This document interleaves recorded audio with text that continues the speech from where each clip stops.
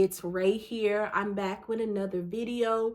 If you are new here, I make faith content on YouTube. I post videos every Monday. Make sure you hit that subscribe button. Stay in the loop with me and the fam bam are learning about, what scriptures we are discussing. And also, I always tell the fam that if a video resonates with you, then go ahead and share it with your other family members, share it with a friend so that we all can really grow on our journey with Jesus and that we all can, really glean from each other.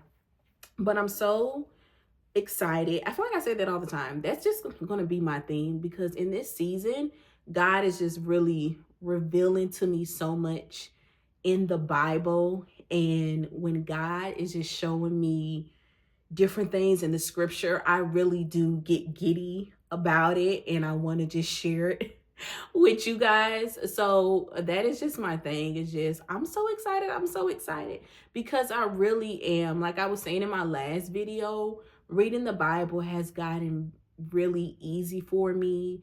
And at first it wasn't, but the more that I've been reading the Bible and the more that it's been coming to life, it's just so juicy and it's just it's so good. And so every time that God just teaches me something, I get so excited to share. And you know what, it's nothing wrong with being excited to share the word. So yes, I am excited, but let's go ahead and jump right on in with today's scripture. But as always, let's start off with some background. So today we're going to be in Mark 7. So I'm going to start off in the beginning of Mark 7, and I'm going to make sure that all the scriptures that I touch today that I put down in the description box so that when you do your own studying, you have everything that we cover today. So let me get some background before I go into our star verse for today. So in the beginning of Mark 7, you have the Pharisees and the teachers of the law. They came to Jerusalem to gather around Jesus. Now, of course, they didn't come just to come. They came to peep out the scene. Like, when did they not come to peep out the scene? They wanted to see what Jesus had going on. And so in the midst of them coming to see what was going on in Jerusalem with Jesus, they observed in this particular moment in Mark 7, the disciples were eating. Now you're thinking, okay, the disciples were eating, but it was what the disciples didn't do before they started eating that is going to lead us into today's lesson. So they observed that the disciples were eating, but they hadn't did the traditional ceremonial washing of the hands. Now, this was a custom of the Pharisees and the Jews.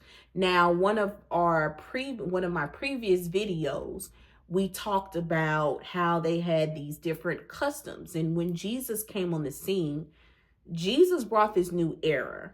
And Jesus introduced these new ways to his disciples. So the disciples wasn't doing the same things that the Pharisees was used to doing. And so to give some background into the ceremonial washing, it wasn't just washing your hands to make sure, that they were clean. Like we do now, we make sure that we wash our hands before we eat.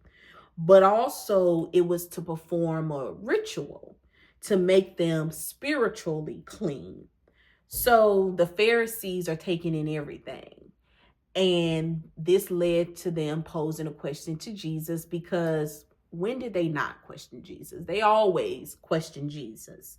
And they wanted to know, why are your disciples eating their food with defiled hands? Because to them, your disciples did not go through the traditional ceremonial washing that we do. So their hands are defiled. They didn't go through the spiritual cleaning, and this has made them defiled.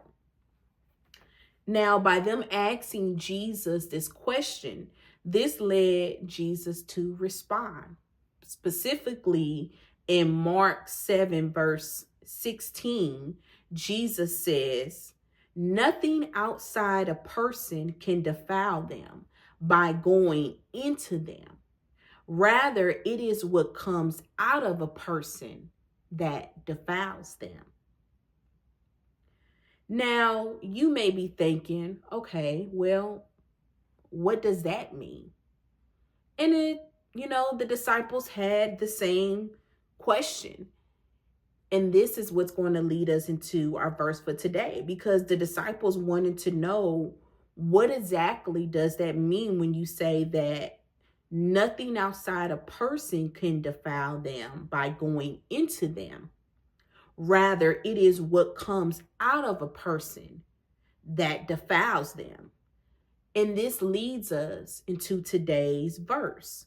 Mark 7:18 through 22 says, Jesus says, "Are you so dull?" He asked. "Don't you see that nothing that enters a person from the outside can defile them? For it doesn't go into their heart, but into their stomach, and then out of their body." So in saying this, pause right here. So in saying this, Jesus declared all foods clean in this context. Because see, the Pharisees were, talking in the context that the disciples didn't wash their hands. Their hands were dirty and they were touching the food. So it made it unclean. So Jesus goes on in verse 20. He went on, "What comes out of a person is what defiles them. For it is from within, out of a person's heart, that evil thoughts come, sexual immorality, theft, murder, adultery, greed, malice, deceit, lewdness, envy, slander, arrogance, and folly." That's a mouthful. So Jesus is saying it's what comes out of your heart that defiles a person. Not what, is entering a person like the food, because that is going into their stomach. So in that moment, Jesus is really shifting the focus to the heart. Now, the word defile means unclean. And Jesus is saying nothing that enters a person from the outside can defile them, because it doesn't enter their heart, but their stomach, and goes out the body. But you can be defiled from the inside. So it's what comes out of us that reveals how unclean we are, what flows out of our heart. Now let's go back to the things that Jesus lists in verse 20. Jesus said evil thoughts, murder, adultery, greed, envy, slander, arrogance. Those are the things that defiles us. So it's important to note that Jesus, when they say Jesus looks at the heart, it's because he does. It's what's in our heart really shows if we are clean or unclean, because whatever is in your heart is going to flow out. And I have an example. Let's look at Psalms 51:10. Now in Psalms 51:10, this is David speaking. And David says, "Create in me a pure heart, O God, and renew a steadfast spirit within me. Create in me a pure heart.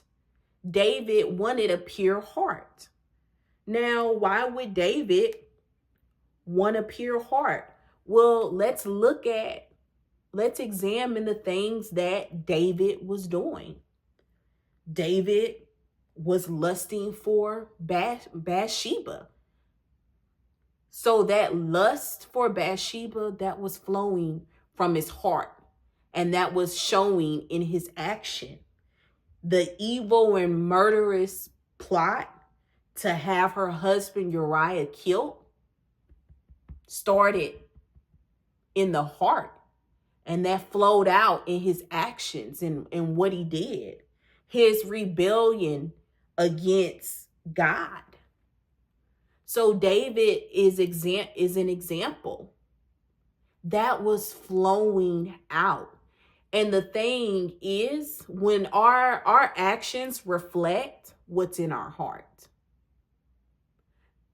Just in the example I gave with David, those things flowed out from his heart.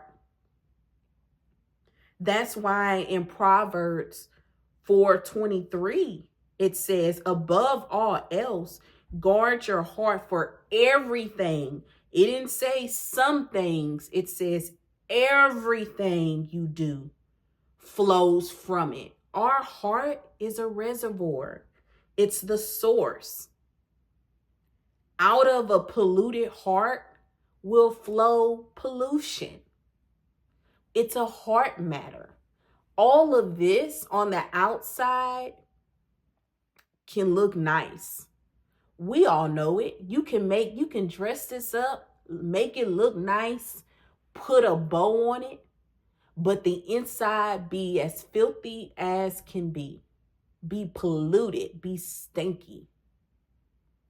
That's why God looks at a man's heart. All of this doesn't matter. And in Mark 7:18 and 22, God was addressing really religious externalism. See, the Pharisees had this idea that the outward actions of washing the hands and the dietary rules and all the ceremonial cleansing equal righteousness, measured righteousness, and they were ignoring what was really important, and that was the heart of a person is what God looks at. If it's clean or unclean, it's your internal state that matters to God. But also, let me say this too. What your internal state is going to reflect on the outside too. The things that I have changed in my life by walking with God, by growing with God, by allowing God to do a work in my heart has reflected on the outside. It has really been like a mirror. But it started here. It didn't start on the outside. It started on the inside, and it flows out. That's how people can see the love of Jesus. That's how people can identify you as one of his. The inside out, not the outside in. It's what's on the inside that defiles a person. Mark 7 is really Mark 7 as a whole is really a reminder to us. Check the condition of your heart. Is your heart polluted? Does it need some cleaning up? Like I said earlier, let me go back so I can get it right, because it was good. Out of a polluted heart will flow pollution. Is your heart polluted? There are some times where I do some things and I have to be real, like, you got some clean, like, God, clean me up. It's showing in my actions. Some things you say and do, and you may be like, oh, that's a slip up. No, it's in your heart. There's some cleaning up that you need to do in your heart. There's some pollution there.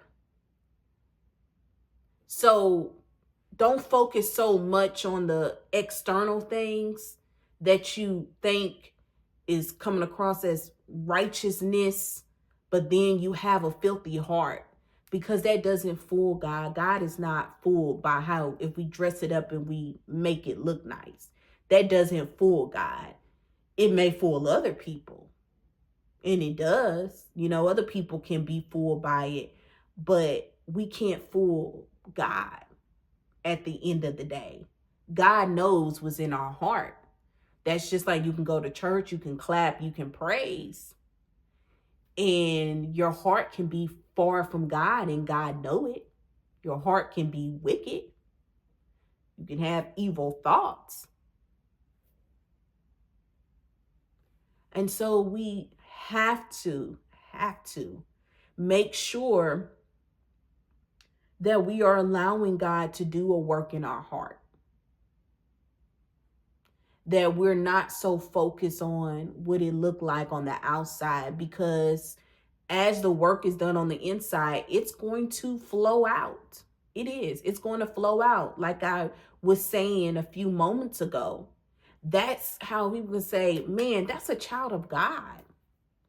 Man, that person represents God well. That person has the light inside out, not outside in.